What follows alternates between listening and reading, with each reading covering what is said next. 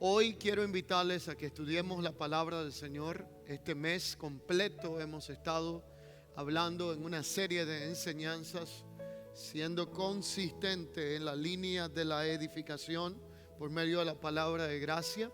Y comenzamos a hablar primeramente de lo que es la vida desde una nueva naturaleza espiritual en Cristo. Continuamos hablando de lo que tiene que ver con la obediencia desde una nueva naturaleza espiritual. Continuamos con lo que fue la autoridad desde una nueva naturaleza.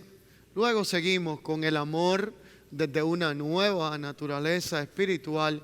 Y hoy concluimos esta serie de enseñanza bajo la temática el perdón desde una nueva naturaleza espiritual en Cristo. Para ello quiero invitarle a que, si es tan amable, me acompañe en Efesios en su capítulo 4, específicamente en su verso 32, y el contexto de esta declaración comienza en el verso 25.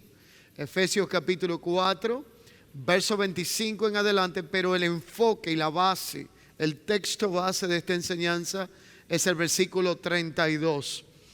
Y leemos la palabra del Señor. Cuando usted lo tenga, por favor, si es tan amable, me acompaña. Efesios capítulo 4, verso 32 dice: antes sed benignos unos con otros, misericordiosos, perdonándoos unos con otros, como Dios también os perdonó a vosotros en Cristo. Pero la realidad es que el contexto de este pasaje en el verso 25 dice: por lo cual, desechando la mentira, hablad verdad, cada uno con su prójimo, porque somos miembros los unos de los otros. Airaos, pero no pequéis. No se ponga el sol sobre vuestro enojo, ni deis lugar al diablo.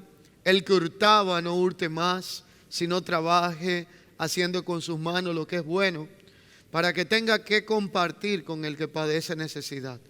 Ninguna palabra corrompida salga de vuestra boca, sino la que sea buena para la necesaria edificación, a fin de dar gracia a los oyentes. Y no contristéis al Espíritu Santo de Dios, con el cual fuisteis sellados para el día de la redención. Quítense de vosotros toda amargura, enojo, ira, gritería y maledicencia, toda malicia. Antes sed benignos unos con otros, misericordiosos, perdonando unos a otros, como también Dios os perdonó a vosotros en Cristo. Antes bien, reitero este verso 32, sed benignos unos con otros, misericordiosos, perdonándoos unos a otros, como Dios también os perdonó a vosotros en Cristo. Ahora, este verso 32 yo quiero leerlo conforme la traducción King James, que es una de las traducciones más antiguas en inglés, y voy a tratar de llevarlo a lo que este verso 32 se escucharía en nuestra realidad. Y dice la antigua versión King James: como Dios por el bien de Cristo nos ha perdonado, afiancémonos de esta gran verdad y tomémosla, aunque todos los diablos en el infierno rujan. Perdona como Cristo te ha perdonado. Qué poderosa declaración hace la palabra del Señor. La realidad planteada en las Escrituras nos habla a nosotros de la importancia de entender la nueva naturaleza espiritual que nos gobierna en Cristo Jesús. En eso consiste precisamente todo el contexto de Efesios en su capítulo 4 y en sus primeros versos, cuando previo a este verso 25 y 32, donde estamos hablando, habla de la vida del viejo hombre, de la vida del nuevo hombre, de todo lo que tiene que ver con las actitudes del viejo hombre, el nuevo hombre que ha sido creado según Dios para participar de todo lo que tiene que ver con la expresión de la vida de Dios.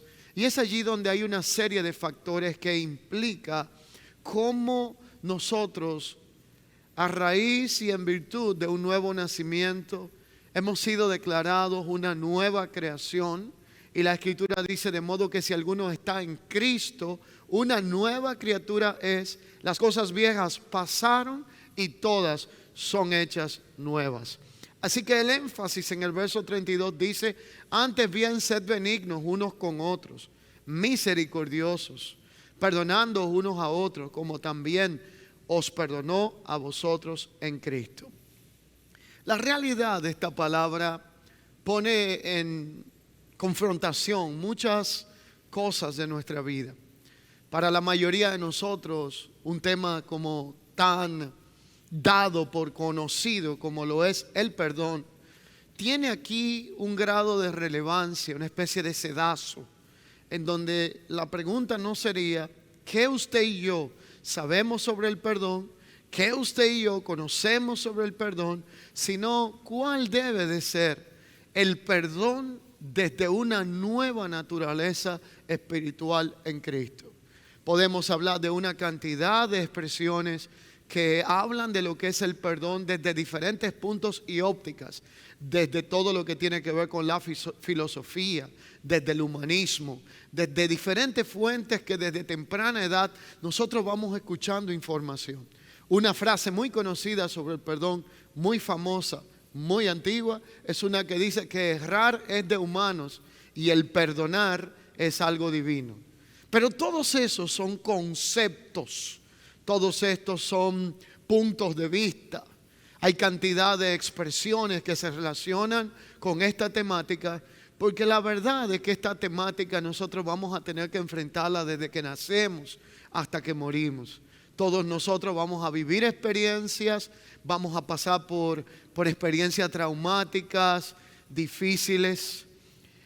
Algunas de ellas van a estar en nuestra conciencia latente, otras quizás las vamos a tener que cargar en nuestra vida, pero no teniendo una conciencia muy clara y definida, porque todo comienza desde muy temprana edad.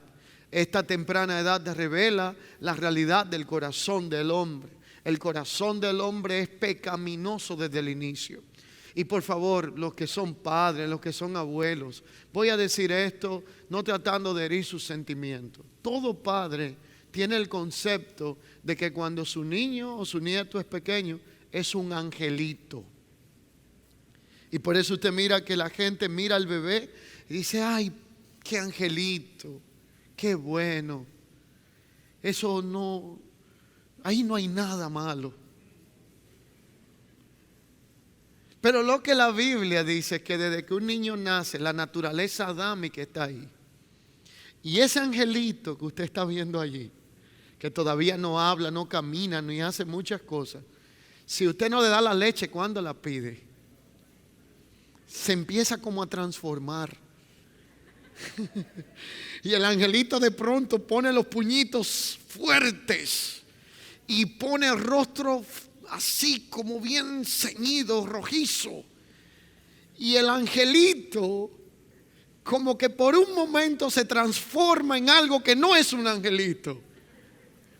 Y usted se da cuenta que desde la cuna la naturaleza del pecado del hombre comienza a expresar la maldad de tal forma que nosotros no podemos justificar por un tema de edad a nadie de que todos necesitamos el perdón, el arrepentimiento del Señor en una etapa de nuestra vida, y que esto es impredecible poder definir desde dónde, desde qué etapa nosotros comenzamos a pecar. Imagínese usted que la Escritura habla de Génesis, que había un embarazo de dos que estaban peleando dentro.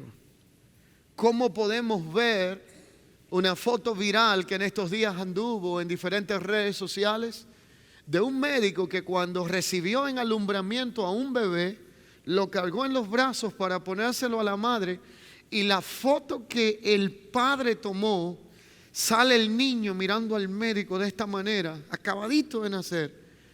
Y la realidad es que aunque el niño no dijo una palabra porque estaba naciendo, si las miradas hablaran, muchos nombres podíamos haberle puesto a una foto como esa. Nuestra experiencia traumática comienza desde el momento en que rompemos la fuente donde hemos sido protegidos por 9 meses y nuestra primera experiencia con este mundo es un hombre vestido de blanco o una mujer que nos recibe con un golpe violento para que peguemos el primer grito. Desde ahí comienza la situación. Así que cuando hablamos de una temática como lo es el perdón, todos nosotros en algún momento de nuestra vida hemos tenido que experimentar el perdón al recibirlo o al otorgarlo. Y es aquí donde la Escritura es enfática y nos habla a nosotros que desde esta nueva posición y naturaleza espiritual en Cristo como hijos de Dios, el perdón que debe de efectuarse en nosotros no es por causa de nuestro mérito, no es por causa de nuestra bondad, sino que debe de ser manifestado en función de cuál es el punto de origen del perdón. El perdón nace en Dios mismo. Dios fue el primero en dar el paso inicial para perdonar nuestras vidas. Cristo es el medio para manifestar el perdón por medio de lo que la Escritura identifica la reconciliación. Por eso Dios envió a su Hijo para reconciliarnos a nosotros y reconciliar todo lo que se había perdido. Así que la realidad aquí tiene que ser bien entendida. Por favor, quiero hacer un aclarándum entre dos cosas. Jamás confundas reconciliación con perdón, porque son dos realidades diferentes. De manera que si en algún aspecto de la vida una reconciliación se tiene que propiciar, ya sea legal, ya sea amistosa o de cualquier índole, la reconciliación demanda la participación de dos involucrados. No puede haber un proceso de reconciliación efectivo si la parte agraviada y la parte agraviante no están de acuerdo en resolver y resolutar un asunto. Por eso reconciliación demanda el acuerdo o el vínculo entre dos que se vieron envueltos en un conflicto. Pero el perdón no necesita de dos, sino de solamente uno. Por lo tanto, puede ser que quien está perdonando ni siquiera esté perdonando a alguien que esté con vida, sino a alguien que ya no está, que no está presente, que no tenga la vía de contactarlo. Pero el perdón nace de un corazón que ha entendido la gracia de Dios a favor de su vida, y de la manera que nosotros fuimos perdonados es de la manera que nosotros tenemos que perdonar si estamos en esta nueva naturaleza en Cristo Jesús. Estamos hablando del perdón desde una nueva naturaleza espiritual. Ahora hay dos palabras griegas que en su etimología fueron las más usadas para hablar de lo que es el perdón. Por eso hay una presentación que hemos elaborado como siempre, para que si alguien quiere tomar algunas notas de ella y quiere tener un dato más fresco, pueda sacar mayor resultado de esta enseñanza. La primera palabra traducida de su contexto griego es la palabra aphesis, que significa liberar, despedir, dejar ir o enviar algo bien lejos donde no vuelva a afectarnos. Esta palabra se usa para perdón, despedir, dejar ir o enviar lejos algo que nos afectó. La segunda palabra que existe usada para esto de perdón en el contexto griego es la palabra charizomai. Y esta palabra significa extender gracia de la misma forma que fue también manifestada a nosotros. Entender el perdón desde una nueva naturaleza espiritual cambia nuestro panorama. Así que entender el perdón desde la nueva naturaleza en Cristo demanda que nosotros manifestemos hacia afuera lo que Dios manifestó para con nosotros cuando hoy hemos tenido la experiencia de reconocer que cuando Cristo viene a la cruz a reconciliar lo que se había perdido, en la cruz se efectuó el perdón de nuestros pecados, que incluía por su gracia y su misericordia nuestro pasado, nuestro presente y nuestro futuro. Yo sé que lo que estoy declarando es un atentado contra una mentalidad religiosa, contra una mentalidad influenciada por la culpa, en donde todos los días el sistema religioso nos recuerda nuestros pecados para producir en nosotros una especie de codependencia de un sistema que reconcilie el pecado. Pero el punto es que lo que la gracia de Dios plantea y lo que plantea la Escritura es que desde lo eterno Cristo fue sacrificado una sola vez y para siempre. Allí en la cruz fueron pagados los pecados de nuestro pasado, de nuestro presente y, cómo no, de nuestro futuro. Esto no nos da licencia para pecar. Esto no nos da permiso para volver a hacer lo que antes hicimos y Dios nos perdonó por ello. Pero nos da un entendimiento de saber que si el sumo sacerdote, según Hebreos 7, 8 en adelante, se acercaba cada año para presentar la expiación y la ofrenda por los pecados de un pueblo, y tenía primero que presentarse él para ser libre del pecado y luego presentarse por otro, y aún así no lograba limpiar a nadie de pecado, sino cubrirlo por un año, Cristo no vino a hacer eso. La Biblia dice en Hebreos que entrando en el mundo dijo: sacrificio y ofrenda por el pecado y expiación no te agradaron. Por lo tanto me preparaste un cuerpo para hacer tu voluntad.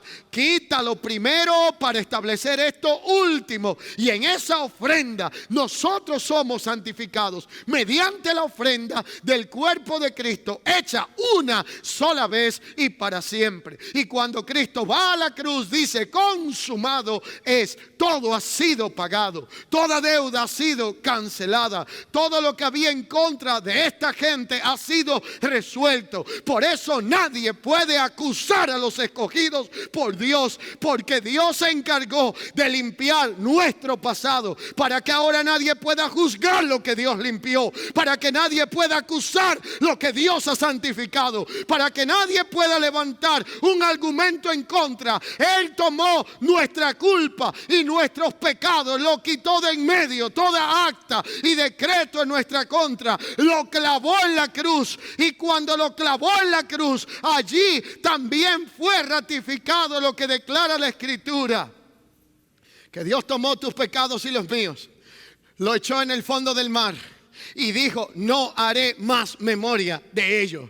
Y si usted ahora mismo ora al Señor y se arrepiente de corazón y le pide perdón por sus pecados, y de pronto se da una sola vuelta, y cuando se voltea en microsegundos después le dice: Señor, vengo otra vez a pedirte perdón por tal cosa que te dije hace un rato, Dios te puede decir: ¿de qué me estás hablando? Porque cuando Dios dice que no hace memoria, está diciendo que no recordará jamás aquello que ya Él perdonó y aquello que Él limpió. Por lo tanto, esto es la gracia de Dios a favor de nuestra vida, que Dios se encargó de mi pasado, que Dios se encarga de mi presente, y que tengo garantizado un futuro en Cristo Jesús, para que ni el infierno ni en la tierra nadie pueda acusar a los escogidos por Dios, porque cuando Dios perdona, borra, olvida y nos da un nuevo comienzo para siempre. Cada vez que el diablo o alguien usado por él venga a acordarte lo que tú eras, lo que tú hacías, tu pasado, dile: ya Dios habló primero a mi vida. Así que no tengo por qué afligirme por lo que Dios perdonó, porque eso se llama un borrón y cuenta nueva. Pero basado en esa realidad, hago un paréntesis y entro en esencia de lo que hoy enseño. Entonces Efesios 4:32 dice: sean misericordiosos, perdonen y háganlo, soportando los unos a los otros, de la manera que lo hizo Cristo con ustedes. Así que aquí es que esta cosa se complica, porque el perdón en una nueva naturaleza espiritual no es como antes lo pensábamos o lo hacíamos. Así que la realidad es que quien perdona liberta para ser libertado. Mientras que quien no perdona carga con una especie de mochila, de un peso innecesario en su vida, que tarde o temprano le va a detener en el andar, en el caminar y en todo lo que tiene que ver el avance de su vida de fe. El perdón siempre tendrá que ver con una decisión, no con un sentimiento. Por eso, aunque usted no sienta perdonar o sí sienta perdonar, debe de perdonar. Porque lo que es decisión trasciende lo que es sentimiento. Y cuando nosotros entendemos que el perdón tiene que ver con una decisión, no con un sentimiento, entonces el perdón genuino consiste en renunciar a un derecho. Se evidencia cuando olvidamos y dejamos de sentir la ofensa y el rencor. Ahora, quien es incapaz de perdonar, es porque tiene incapacidades al amar.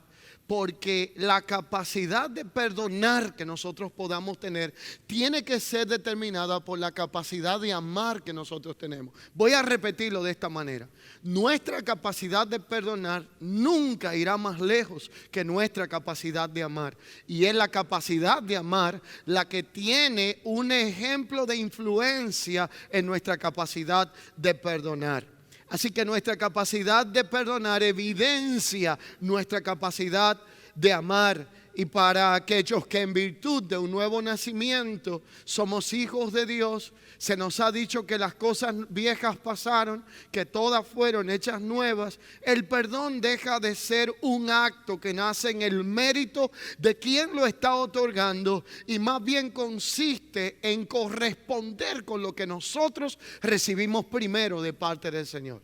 Esto no es porque yo soy bueno, esto no es porque soy mejor que otros, sino porque el que en verdad es justo y bueno me perdonó primero y me enseñó un amor que no conoce límites. Y ahora, al darme la vida de su Hijo y la presencia de su Espíritu Santo, perdonar para un hijo de Dios no es una opción, es un estilo de vida y es una naturaleza que tiene que ser manifestada. Ahora, hablar de todo esto implica el identificar cuáles son algunos temores que tenemos como hijos de Dios, por el cual muchas personas, la razón y todo lo que tiene que ver con la lógica humana no redenta, atenta contra el perdón que debe de ser practicado en nuestra vida conforme dice la palabra del Señor. Hay personas que no perdonan porque entienden que es sinónimo de debilidad. Otros no perdonan porque entienden que el perdón los hace vulnerables a volver a pasar por el mismo proceso que vivieron en una ocasión. Y otros no perdonan por una razón muy obvia. Es que como perdonaron, pero no entendieron alguna precaución que acompaña al perdón, de la cual quiero hablar próximo, entonces su perdón dejó una valla tan baja de vulnerabilidad que volvieron a pasar por la misma experiencia que perdonaron una y otra vez en su vida. Y lo que un día fue una herida se fue convirtiendo en una especie de herida letal. Y lo que esa herida letal produjo en algún momento fue pasando de la falta de perdón al resentimiento, de la falta de perdón y resentimiento al odio, del odio a la raíz de amargura, y puede llegar a un punto donde un corazón de carne sensible, como Dios tal lo diseñó en nosotros, se empieza a endurecer y se convierte en un corazón de piedra impenetrable, y luego pasa al estado de un corazón de diamante, donde ya nadie puede acceder, ni la palabra de Dios encuentra cabida y lugar en un corazón que está lleno de fortalezas y de resistencia para que nadie vuelva a dañarlo, para que nadie le vuelva a traicionar, para que nadie le vuelva a descalificar, para que nadie le vuelva a herir, porque la realidad de su existencia produjo una fortaleza en donde se hace aparentemente impenetrable. ¿Y quién es que no ha tenido una experiencia traumática desde su infancia? Desde que estábamos en la escuela, alguien nos ponía nombre. A ustedes no les pasó. No les pasó, ¿verdad? A muchos de ustedes. Pero si usted hace allí una revisión retrospectiva, usted sabrá que los nombres más hirientes se ponían en los primeros grados de infancia. Desde ahí empiezan nuestras situaciones. ¿Quién es que no ha sido traicionado? ¿Quién es que no ha vivido una decepción? ¿Quién es que no ha vivido una experiencia traumática en la vida?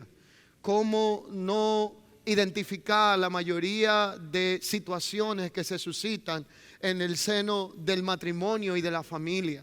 Cantidad de personas que han pasado por una experiencia traumática de divorcio, otros que han tenido engaños, otros decepciones, situaciones que se van produciendo a diario en la vida de un ser humano. Van creando heridas, van trayendo laceración y todo esto genera una serie de situaciones donde allí vamos a tener que ser ejercitados en cuanto a lo que tiene que ver con la praxis del perdón desde una nueva naturaleza espiritual. Ahora yo quiero enfatizar algunos detalles interesantes. El primero, cuando uno perdona no significa que estemos de acuerdo con algo que sucedió, que nos afectó, o con alguien que nos hirió, sino más bien que cuando hablamos de perdonar estamos hablando de la capacidad de poder soltar, liberar y ser libres de un pasado o de algo que afectó nuestra vida por medio de algún tipo de ofensa. Perdonar nos hace libres, sobre todo porque quien no perdona se convierte en un esclavo, tanto emocional como espiritual. Y cuando esa esclavitud emocional y espiritual toca en nuestra vida, afecta todas las áreas de nuestra existencia. Es allí donde nosotros entendemos que el pasar por alto la ofensa tiene que ver con el perdón. Y la ofensa está muy relacionada a nuestro nivel de madurez espiritual. Mientras más inmaduros somos, más fácil nos ofendemos. Y mientras más maduros somos o nos vamos convirtiendo, menos ofendibles nos hacemos.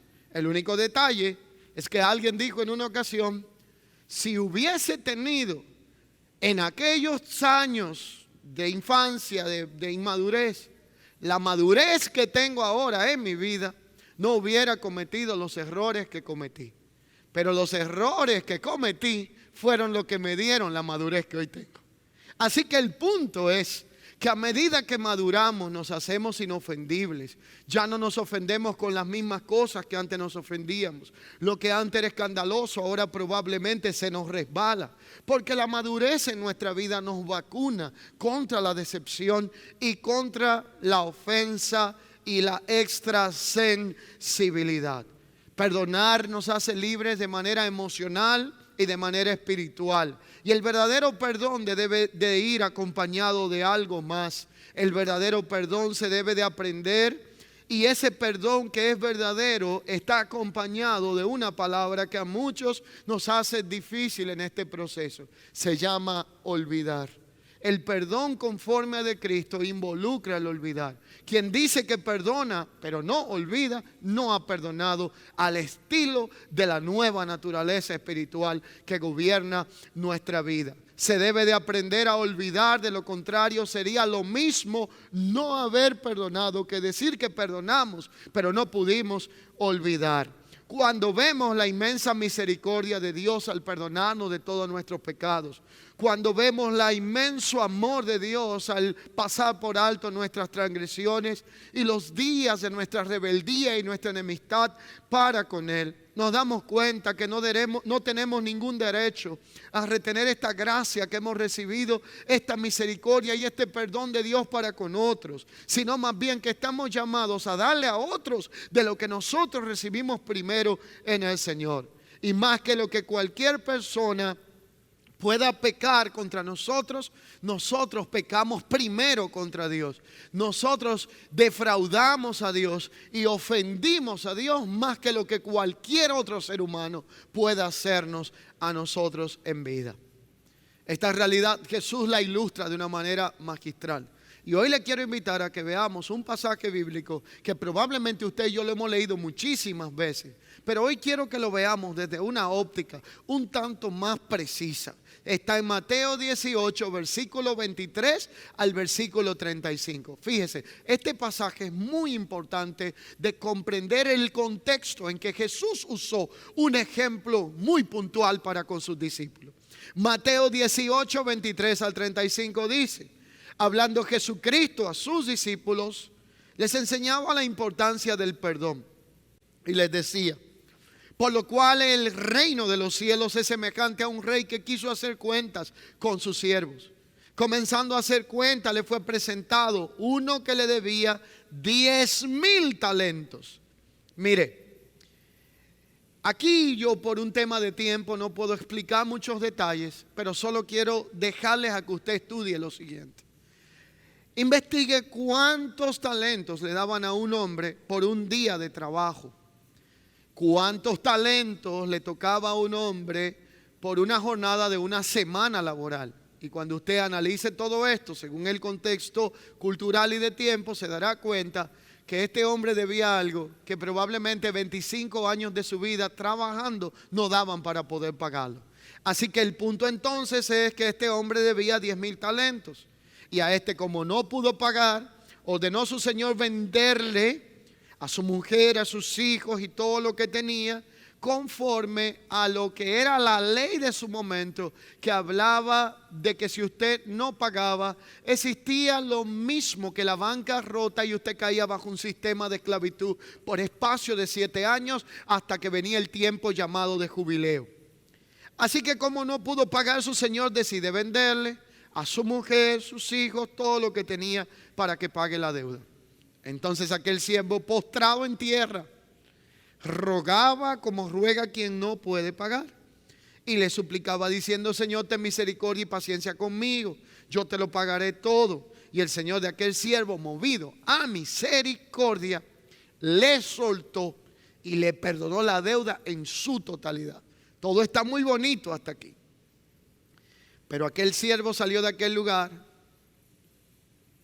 y cuando salió de allí halló a uno de sus consiervos que le debía 100 denarios. Escuche bien. Él debía ¿cuánto? 10,000 talentos. Y lo que éste le debía a él era nada más y nada menos que 100 miserables denarios. Y cuando encontró a este, haciendo de él, le ahogaba diciendo: págame lo que me debes. Y entonces su consiervo, igual que él, se postró a tierra, rogaba diciendo: ten paciencia conmigo, te lo pagaré todo. Mas no quiso, sino le echó en la cárcel hasta que pagase toda su deuda. Note lo que Jesús dice. Viendo sus consiervos lo que pasaba, se entristecieron mucho, fueron y refirieron a su señor todo lo que había pasado. Entonces el Señor, a aquel que le había perdonado los 10,000 talentos, enojado, lo envió a llamar, lo entregó, y cuando lo envió a llamar, lo entregó a los verdugos hasta que pagase todo lo que debía. Así también dijo Jesús: mi Padre Celestial hará con vosotros esto si no perdonamos de todo corazón cada uno a sus hermanos sus ofensas. ¿Por qué Jesús estaba siendo enfático en esta poderosa declaración? Porque el perdón siempre ha sido un tema sumamente neurálgico y crucial para la vida de un hijo de Dios. Voy a citar algunas expresiones de lo que Jesús mismo enseñó en otro momento, aplico y luego entro en la conclusión de esta enseñanza.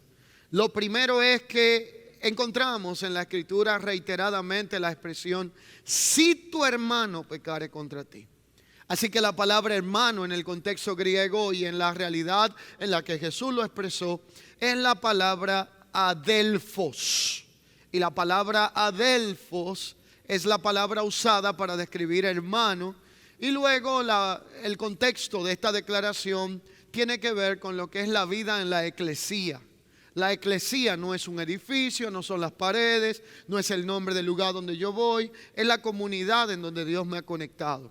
Así que Dios no nos ha conectado a nosotros. Ni usted ni yo venimos semanalmente a un club social donde ponchamos una tarjeta de la conciencia para asegurar nuestro pase en el avión hacia el cielo, ni nada por el estilo. Usted y yo venimos a la familia de los santos, donde yo puedo llamarle a usted hermano, y Dios el Padre elige un lugar para que nosotros seamos conectados en ese lugar. Y por eso vemos que en la Biblia nadie cambia ni en lo natural caprichosamente de familia. En las familias uno aprende a amarse, a soportarse. Y le voy a decir algo: en el evangelio se sufre más adentro que afuera. Vamos a hablarlo claro. Y si usted quiere saber la razón, no es porque estamos rodeados de gente mala. Lo que pasa es que todos somos santos en proceso de construcción, y con un letrero como ese que dice precaución, peligro. Yo no sé usted, pero Dios todavía está trabajando con mi carácter, con mi vida, con todo. Y si usted ya está en una obra terminada, le felicito, pero yo estoy en proceso de construcción. Algunos hay que ponerle un letrero más grande que otros, pero estamos en ese proceso. Así que la realidad es que tenemos roces. Dios usará el carácter de uno para tratar con el otro.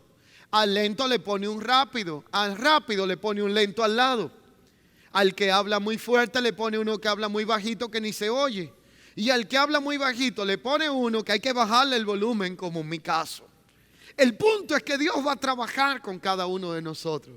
¿Y qué pensar del matrimonio, donde Dios toma a dos perfectos desconocidos para que de dos haga un solo, conforme a un pacto, y vamos tratándonos y vamos teniendo roces y diferencias, y a medida que pasan los años vamos viendo hacia atrás y nos reímos como matrimonio de las inmadureces que teníamos cuando probablemente todavía estábamos en nuestras etapas iniciales, y las cosas que pudimos manejar con la ayuda del Señor. Y toda esta realidad se resume a: si tu hermano pecare contra ti. Luego entonces la Escritura habla también, y hay varios ejemplos, como cuando el Señor mismo habló y dice: si alguien tuviera algo contra ti, ve y redargúyele entre ti y él solo. Si logras resolver esto, has ganado un hermano. Luego habla también la Escritura y dice, en pasajes donde dice: por lo tanto, si vienes a traer tu ofrenda a un lugar, al alfolí, y allí te acuerdas que tiene algo contra alguien, deja allí tu ofrenda y ve y reconcíliate con tu hermano. Y toda esta realidad tiene que ver con un proceso en el cual continuamente esto tenía que ser tratado con sus discípulos, aunque ellos ya habían conocido la necesidad de perdonar. Pero vuelvo a este pasaje en donde estaba Mateo 18, y Jesús, hablando a sus discípulos, le enseñaba la importancia de perdonar. Le cuenta esta parábola y le habla de aquel siervo que vino y abusó de otro y no practicó el perdón que recibió. Ahora, el punto aquí es que literalmente, cuando vemos todo este cuadro, entendemos la importancia de perdonar, como Cristo nos perdonó, como Dios nos perdonó a nosotros. Así que cuando se perdona se olvida, y cuando nosotros perdonamos y olvidamos, nos convertimos en gente doblemente fructífera. Lo contrario al perdón es el resentimiento, la amargura, y todo esto produce una gran sequía que se representa o se refleja en tres áreas de nuestra vida. La primera es en lo espiritual, la segunda es en lo emocional, y la tercera física y material. Quien no perdona se estanca. Y Jesús dijo que de la manera que nosotros queremos que Dios perdone nuestros pecados, tenemos que hacerlo para con los hombres. Y esto implica perdonar las ofensas, perdonar a los que nos ofenden, y no guardar ningún tipo de rencor ni a personas, y aquí quiero hacer un énfasis muy importante, ni a instituciones, ni personas ni instituciones. Y en este sentido, entender que ante una experiencia traumática vivida, no significa que no hayamos aprendido la lección y crecido en el proceso, sino que el perdón, después de un trauma o de una experiencia decepcionante vivida, lo que significa es que podemos recordar lo que un día vivimos, pero ya no nos causa el dolor que nos causó en otro momento determinado. Ya no nos causa dolor, ya no nos causa frustración, Podemos hablar de eso como una experiencia que sirvió para formarnos, pero no con un temblor, ni con un llanto, ni con alguna experiencia traumática, porque el perdón sanó nuestro corazón para poder ver esto como un proceso de aprendizaje y no como un proceso de victimización. Ni dolor ni frustración, por el contrario, mejor aprendemos a conocer que con cada proceso y experiencia que vivimos, sean malas o buenas, transcurrido en nuestra vida, estas Dios las permitió para que formaran parte de nuestro proceso de crecimiento, de madurez y de aprendizaje. Y si no hubiéramos vivido ciertas cosas, no fuéramos quienes somos o no tuviéramos la experiencia, la sabiduría y la madurez que hoy tenemos nosotros. Lo que no nos mata nos hace más fuertes. Perdone que lo diga de esta manera tan llana, pero esta es una gran realidad. Así que cuando se perdona y se olvida, esta es una práctica que hasta ahora la llevamos bien en el Evangelio. ¿Estamos claros todos que debemos de perdonar y qué más? Lo único que en el Evangelio tenemos que afinar un poquito es que nosotros aprendimos a perdonar y a olvidar, pero no se nos enseñó a tener precaución. Y voy aquí a hablar de un tema delicado. Se perdona, se olvida y se tiene precaución. Porque si usted perdona, si usted olvida, pero usted no tiene precaución, usted puede caer en el error de tener que vivir semanalmente perdonando la misma cosa, porque quedará tan vulnerable y expuesto que probablemente se va a exponer de manera innecesaria a que se repita la misma realidad. Y por eso cuando usted está hablando con alguien y esa persona te dice: ay, pastor, lo que yo he vivido, usted no sabe cómo me traicionaron una vez y me traicionaron la segunda y la tercera y la cuarta. Y cuando va por la número 25, usted se pregunta frente a esa persona: pero ¿será que esta persona está exagerando? Puede ser que no. La cosa fue que perdonó, olvidó, pero no tomó precaución. Ahora, ¿qué quiere decir la precaución en este contexto? ¿Quiere decir que no olvidamos? Pues claro que no. El punto aquí con la precaución es algo todavía más interesante. Implica que el perdón es no guardar rencor. Pero cuando hablamos de olvidar, no podemos confundir lo que es la confianza con el perdón, porque son dos cosas diferentes, y la confianza y el perdón tienden a ir cerca, pero no es lo mismo ni se escribe igual, porque existe una dinámica relacional que aunque haya perdón tendrá que cambiar algo, y en algunos casos será recomendable tener mucha precaución, debido a que hasta que alguien no ha tenido una experiencia de transformación, de cambio, de una nueva naturaleza en su corazón, no hay nada que garantiza que no vuelva a repetir el mismo error. Literalmente hay dos declaraciones que quiero que usted considere conmigo, y el punto es que Mateo capítulo 10 versículo 16 dice: sed pues prudentes como serpientes, pero sencillos como paloma.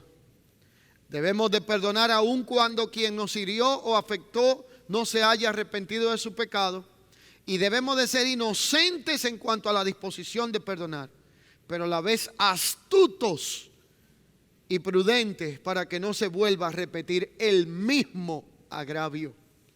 Y ese mismo agravio en algunos momentos cuesta un corazón que se endurece, en otro momento cuesta un corazón que se pone de piedra y ya no hay forma de accesarlo, porque las heridas se acumulan, y en otros momentos puede costar la vida de quien perdonó pero no tuvo precaución para que no se volviera a repetir el mismo patrón en su contra. Como resultado de todo esto, la Escritura declara en Hebreos capítulo 12 versículo 15 que cuando la falta de perdón se prolonga, y todo esto va trayendo una secuencia de repetición, donde hubo perdón pero no hubo precaución, ni se tomaron medidas relacionales en todos los aspectos de la vida, amistad, matrimonio, lo que sea que usted tenga relacional, entonces el resultado que va a traer esto es que de la falta de perdón prolongada se va a pasar al resentimiento, se va a pasar al odio. Y Hebreos 12:15 dice que llega al punto llamado raíz de amargura. Y lo que Hebreos 12:15 declara y 16 es: sé pues prudentes, Hebreos 12:15, mirad bien, no sea que alguno deje de alcanzar la gracia de Dios y que brotando alguna raíz de amargura os estorbe y por causa de ella muchos sean contaminados. Proverbios 22:3 dice: el avisado ve venir el mal y se esconde, mas los simples pasan y reciben el daño. Así que la falta de perdón postergada produce amargura, se convierte en un estorbo para alcanzar la gracia de Dios. Y como conclusión, es importante recordar que todo lo que sembremos será lo mismo que cosechemos. Por lo tanto, si nosotros perdonamos desde una nueva naturaleza y amamos como lo recibimos de parte de Dios, estaremos cosechando lo mismo, pues aún la oración modelo que Jesús enseñó dijo: Padre, perdona nuestras ofensas de la misma manera que nosotros perdonamos a los que nos ofenden. Mateo 7:12 es la última cita con la que concluyo. Declara: porque todas las cosas que queráis que los hombres hagan con vosotros, háganla también vosotros con ellos. Y el punto acá de Mateo 7:12 es que Jesús estaba citando a ese rabino del que le hablé, llamado Hillel, que fue quien dijo esta declaración: hagan con los hombres todo lo que ustedes quieran que los hombres hagan con ustedes.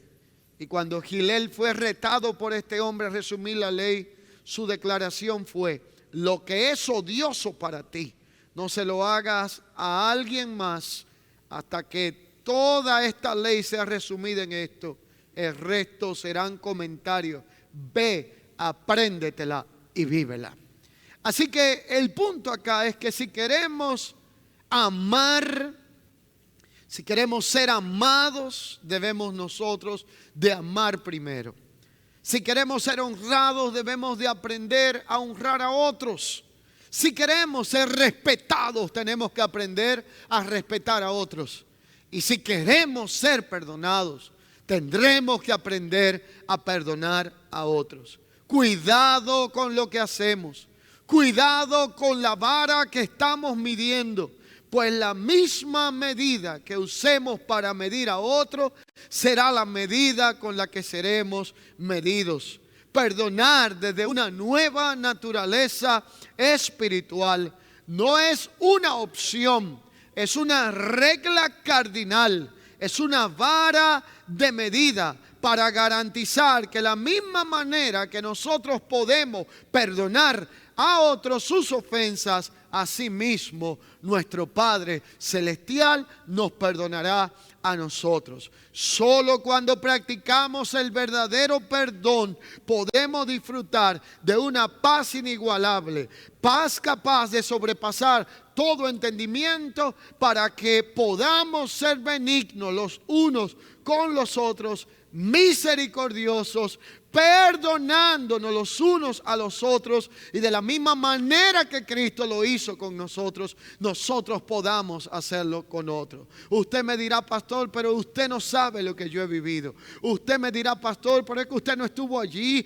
para vivir tantas cosas que yo experimenté, los dolores, las consecuencias, los traumas que dejó esa violación, esa traición, ese abuso, lo que sea que usted haya vivido. Yo estoy siendo respetuoso y no estoy menospreciando el dolor de nadie, pero lo que yo quiero decirte en esta hora es que Dios tiene el poder para cambiar todo panorama hostil y difícil. Dios tiene la gracia suficiente para sanar nuestro corazón y por medio de su Espíritu Santo traer a nosotros la consolación que necesitamos y hacer de nosotros instrumentos de reconciliación. Por eso se nos ha dado a nosotros la palabra de la reconciliación, el ministerio de la reconciliación, para reconciliar a un mundo con Dios, pero no sin primero reconciliarnos nosotros con Él, entendiendo que de la manera que Cristo nos amó, nos perdonó, es de la misma manera que nosotros tenemos que amar y perdonar. Que la gracia de Dios afiance nuestras vidas en esta verdad. Y sin cruz no puede haber ese perdón que la vida y la Biblia establece que solamente se puede llevar a cabo en Cristo Jesús.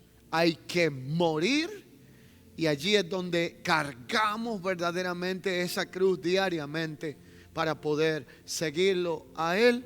Pero la realidad es que cuando perdonamos, sanamos y dejamos que Dios obre en nuestra vida, vamos a poder disfrutar una libertad espiritual, física y hasta material. Cantidad de enfermedades vienen por sentimientos ilegales que albergamos en nuestro corazón. Cantidad de sequías espirituales y de todo índole viene cuando el perdón ha sido retenido dentro de nosotros. Cuando la Biblia habla de este perdón, no habla de algo que dependa de nosotros, sino de la gracia de Dios manifestada en nuestra vida para que podamos perdonar desde una nueva naturaleza espiritual.